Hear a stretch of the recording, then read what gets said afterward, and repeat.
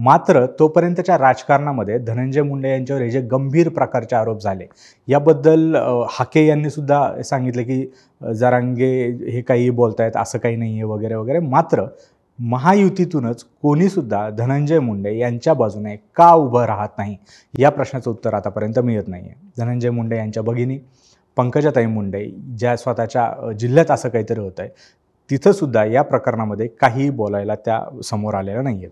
अजित पवार हे सुद्धा याबद्दल काहीही बोललेले नाही आहे.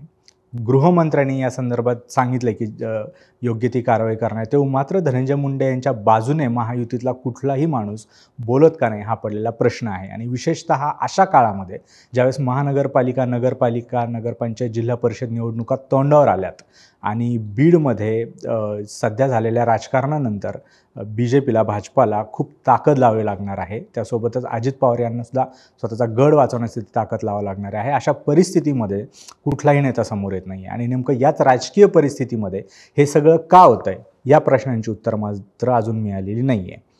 काळकुटे यांनी जे आरोपपत्र, यांनी जे काही कंप्लेंट लिहिली होती पोलिसांना, त्याच्यामध्ये धनंजय मुंडे यांचं नाव का नाही आहे, हा अजून एक अनुत्तरित प्रश्न आहे. अजून एक सर्वात महत्त्वाचा अनुत्तरित प्रश्न असा आहे की जर का सुपारी दिली होती तर हे आरोपी स्वतःच कबूल करायला जरांगे यांच्याकडं का गेले, या प्रश्नाचं उत्तर जरांगेनेही दिलं नाही आहे आणि अजून पोलिसांच्या तपासातही आलं नाही आहे. एवढा मोठा मराठा समाजाचा नेता, ज्याच्यावर एवढा मोठ्या हत्येचा कट रचला गेला, त्या संदर्भात पोलिसांच्या इन्व्हेस्टिगेशनमधून अजून काहीच समोर आलं नाही आहे.